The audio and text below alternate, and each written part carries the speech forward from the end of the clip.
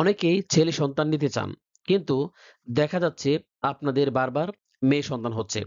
কারো কারো ক্ষেত্রে প্রথম, দ্বিতীয়, তৃতীয়, চতুর্থ, পঞ্চম কিংবা আরো বেশি মেয়ে সন্তান হয়। তারপরও অনেকে আশায় থাকেন সামনে হয়তোবা ছেলে সন্তান হবে। দেখা যায় যে কারো কারো ক্ষেত্রে আবারও মেয়ে সন্তান হয়। বারবার মেয়ে সন্তান হওয়ার কারণে পারিবারিকভাবে অনেকেই চাপে থাকেন। কারো কারো দীর্ঘদিনের সংসার ভেঙে যায়। আবার কোনো কোনো ক্ষেত্রে দেখা যায় ছেলে সন্তান নেওয়ার পর অনেকেই মেয়ে সন্তান নিতে চায়। অনেক ক্ষেত্রে দেখা যায় যে একটি মেয়ে সন্তানের আশায় ৪-৫টি কিংবা আরো বেশি ছেলে সন্তান হয়ে যায়। অনেকের ক্ষেত্রে দেখা যায় একটি মেয়ে সন্তানের আশা সারা জীবন থেকে যায়। এটি আমাদের সমাজের মানুষের একটি প্রচলিত সমস্যা। সাধারণত আমাদের জ্ঞানের অভাব থেকে এই ধরনের সমস্যাগুলো তৈরি হচ্ছে। অনেক গবেষণায় দেখা যায় যে সন্তান ছেলে হবে না মেয়ে হবে এটি কিন্তু চাইলে আপনি নির্ধারণ করতে পারবেন। এখন আপনারা প্রশ্ন করতে পারেন, এটা কিভাবে সম্ভব? এটা কি আদৌ সম্ভব? জি, এটি সম্ভব। একটি নির্দিষ্ট টাইম থাকে। সে টাইমে স্ত্রীর সাথে মিলিত হলে যে সন্তানটি হবে সেটি হবে ছেলে সন্তান। এবং আরেকটি টাইম থাকে, সেই টাইমের মধ্যে মিলিত হলে যে সন্তানটি হবে সেটি হবে মেয়ে সন্তান।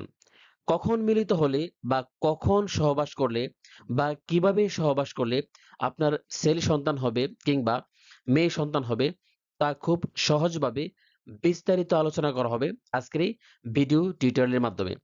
না টেনে পুরো ভিডিওটি দেখুন, ইনশাল্লাহ অনেক গুরুত্বপূর্ণ তথ্য পাবেন আজকের এই ভিডিও টিউটোরিয়ালের মাধ্যমে। যে তথ্যগুলো প্রতিটি মানুষেরই জানা খুবই জরুরি। তাছাড়া প্রেগন্যান্সি রিলেটেড অসংখ্য ভিডিও কিন্তু আমাদের এই চ্যানেলের মধ্যে দেওয়া আছে। চাইলে সেগুলো দেখতে পারেন। সেগুলো দেখলে স্বাস্থ্য সচেতনতা বৃদ্ধি পাবে।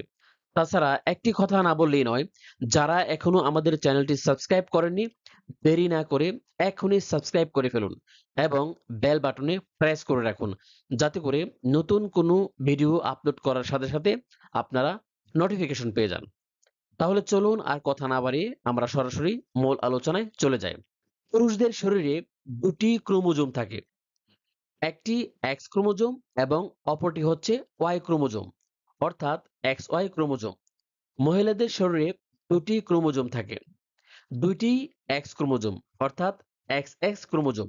শুধুমাত্র আপনার দেহের এক্স ক্রোমোজোম যদি আপনার স্ত্রীর এক্স ক্রোমোজোমের সাথে মিলিত হয় তাহলে মেয়ে সন্তান জন্ম নেবে। আপনার দেহের ওয়াই ক্রোমোজোম যদি আপনার স্ত্রীর এক্স ক্রোমোজোমের সাথে মিলিত হয় তাহলে ছেলে সন্তান জন্ম নেবে। তাহলে আপনারাই বুঝতে পারছেন সন্তান ছেলে হবে না মেয়ে হবে তা সম্পূর্ণ নির্ভর করবে একটি পুরুষের উপর। একটি বিষয় অবশ্যই আপনাকে মানতে হবে, লিঙ্গ নির্ধারণের ক্ষেত্রে ছেলেদের ভূমিকা শতভাগ, এটি অস্বীকার করা যাবে না। সহবাসের একটি নির্ধারিত টাইম থাকে। সেই টাইমে সহবাস করলে আপনার সন্তান হওয়ার সম্ভাবনা থাকে 90%। যদি কারো মাসিক নিয়মিত হয় তাহলে মাসিকের নবম নাম্বার দিন থেকে 20 নাম্বার দিনের মধ্যে যদি কেউ স্ত্রী সহবাস করে তাহলে সন্তান হওয়ার সম্ভাবনা থাকে 90%। এই নবম নাম্বার দিন থেকে শুরু করে 20 নাম্বার দিন পর্যন্ত সময়টাকে ডেঞ্জার পিরিয়ড বলা হয়। এই সময়ের মধ্যে সহবাস করলে সন্তান হওয়ার সম্ভাবনা 90%। সেফ পিরিয়ড হচ্ছে প্রথম দিন থেকে 8ম দিন পর্যন্ত এবং 21 নাম্বার দিন থেকে 30 নাম্বার দিন পর্যন্ত। এই সময়গুলোতে সহবাস করলে সন্তান হওয়ার সম্ভাবনা খুবই কম। এই সময়গুলোকে সেফ পিরিয়ড বলা হয়। তাহলে সহজভাবে চিন্তা করলে মাসিকের নবম নাম্বার দিন থেকে 20 নাম্বার দিন পর্যন্ত আপনার সহবাস করতে হবে যদি আপনি সন্তান নিতে চান। আপনার সন্তান ছেলে হবে না মেয়ে হবে সেই টাইমিংটা আপনি কিভাবে মিলাবেন? যে বিষয়টি বলতে চাচ্ছি সেটা হলো জরায়ুর ভিতরে একটি এক্স ক্রোমোজোম মাত্র 3 থেকে 5 দিন বেঁচে থাকে।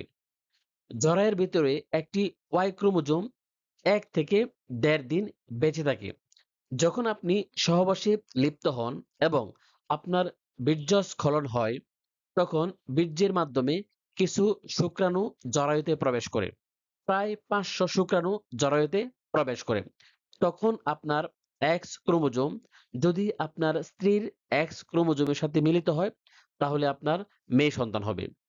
ওয়াই ক্রোমোজোম যদি আপনার স্ত্রীর এক্স ক্রোমোজোমের সাথে মিলিত হয় তাহলে ছেলে সন্তান হবে। তবে এখানে একটি গুরুত্বপূর্ণ বিষয় আপনাকে অবশ্যই জানতে হবে। যদি আপনি ছেলে সন্তান নিতে চান তাহলে অবশ্যই আপনাকে ফার্টিলাইজেশন টাইম বা ডিম্ব পরিস্ফুটনের দিনই সহবাস করতে হবে। কারণ এক্স ক্রোমোজোমের চলাফেরার গতি থাকে স্লো বা ধীর গতিতে। সে দুর্বল প্রকৃতির হয়। ওয়াই ক্রোমোজোমটি অতিরিক্ত দৌড়াদৌড়ি বা লাফালাফি করার কারণে হার্ট অ্যাটাক করে খুব দ্রুত মারা যায়। সাধারণত ওয়াই ক্রোমোজোমটি ১ থেকে ১.৫ দিন বেঁচে থাকে।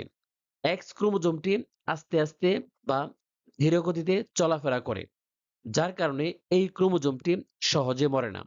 ৩ থেকে ৫ দিন পর্যন্ত বেঁচে থাকতে পারে। এখানেই মূলত ভুলটা আমরা করে থাকি। ডিম্ব স্ফুটনের দিন যদি সহবাস করেন তাহলে আপনার সন্তানটি ১০০% ছেলে হওয়ার সম্ভাবনা থাকে। তবে কিছু কিছু ক্ষেত্রে নাও হতে পারে। কেন হবে না সেটা আল্লাহ রাব্বুল আলামিন ভালো জানেন। ডিম্ব স্ফুটনের ১ দিন আগে বা ২ দিন আগে বা ৩ দিন আগে যদি সহবাস করেন তাহলে আপনার সন্তানটি কিন্তু অবশ্যই মেয়ে হওয়ার সম্ভাবনা বেশি থাকে। ডিম্ব স্ফুটনের ১ দিন আগে বা ২-৩ দিন আগে সহবাস করলে ওয়াই ক্রোমোজোমটি মারা যায়। অন্যদিকে এক্স ক্রোমোজোমটি বেঁচে থাকে। কারণ এটি ৫ দিন পর্যন্ত বেঁচে থাকতে পারে এবং এই এক্স ক্রোমোজোম ধীরগতিতে যেতে যেতে ডিম্ব স্ফুটনের সময় হয়ে যায় এবং এক্স এর সাথে মিলিত হয়ে সেই সন্তানটি মেয়ে হয়। এখন প্রশ্ন হচ্ছে কিভাবে আপনি বুঝবেন আপনার স্ত্রীর ডিম্ব স্ফুটনের সময় হয়েছে? সহজভাবে যদি চিন্তা করি, কোনো নারীর যদি মাসিক বা পিরিয়ড রেগুলার হয় তাহলে তার ডিম্ব স্ফুটনের সময়টি হচ্ছে মাসিকের ১৩ নাম্বার এবং ১৪ নাম্বার দিন। সাধারণত ৮৫ ভাগ নারীদের যাদের মাসিক রেগুলার হয় তাদের ডিম্ব স্ফুটনের সময় হচ্ছে মাসিকের ১৩ নাম্বার দিন এবং ১৪ নাম্বার দিন। এই গুরুত্বপূর্ণ তথ্যটি একটি গবেষণার মাধ্যমে পাওয়া যায়। এছাড়াও সহজভাবে আপনি বুঝতে পারবেন আপনার স্ত্রীর ডিম্ব স্ফুটনের সময় হয়েছে কিনা। মাসের একটা সময় নারীদের দেহে হঠাৎ করে তাপমাত্রা বেড়ে যায়। সেটা ১ ডিগ্রি ২ ডিগ্রি পরিমাণ বেড়ে যেতে পারে। সেটা কিন্তু জ্বর না। তাহলে বুঝতে হবে ডিম্ব স্ফুটনের সময় হয়েছে। কারণ এই ডিম্ব স্ফুটনের সময়ে মেয়েদের শারীরিক তাপমাত্রা একটু বেড়ে যেতে পারে।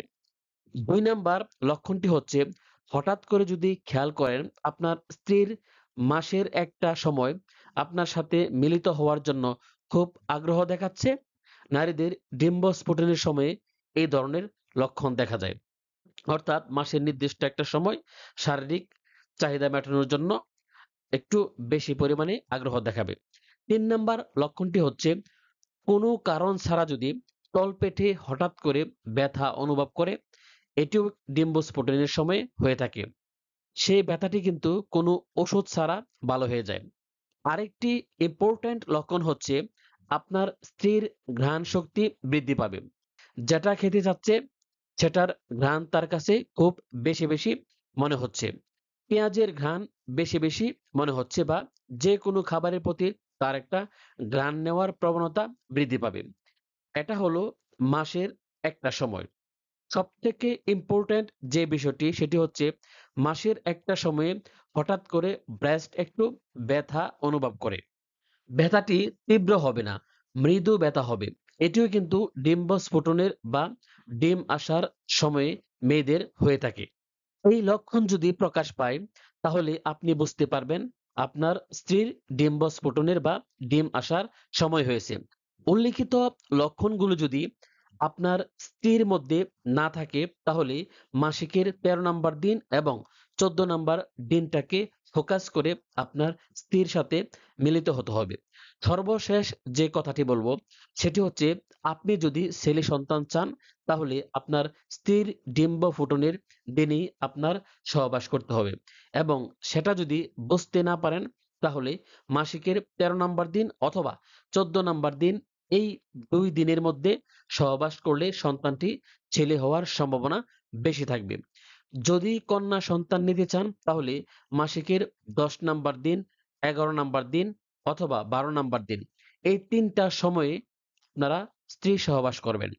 এই ৩ সময়ে সহবাসে লিপ্ত হলে আপনার সন্তানটি কন্যা সন্তান হবে। আজকের এই ভিডিওতে যে নিয়মগুলো বলেছি, সে নিয়মগুলো অনেক গবেষণার উপর প্রকাশ করা হয়েছে। সে নিয়মগুলো কিন্তু ১০০% ইফেক্টিভ নাও হতে পারে। তবে এই নিয়মগুলো ফলো করে অনেকেই ছেলে সন্তান বা কন্যা সন্তান লাভ করেছে। সকলে ভালো থাকুন, সুস্থ থাকুন, নিরাপদে থাকুন। আল্লাহ রাব্বুল আলামিন সকলের মনের ভালো আশাগুলো পূরণ করুক। এই কামনায় আজকের মতো এখানেই শেষ করলাম।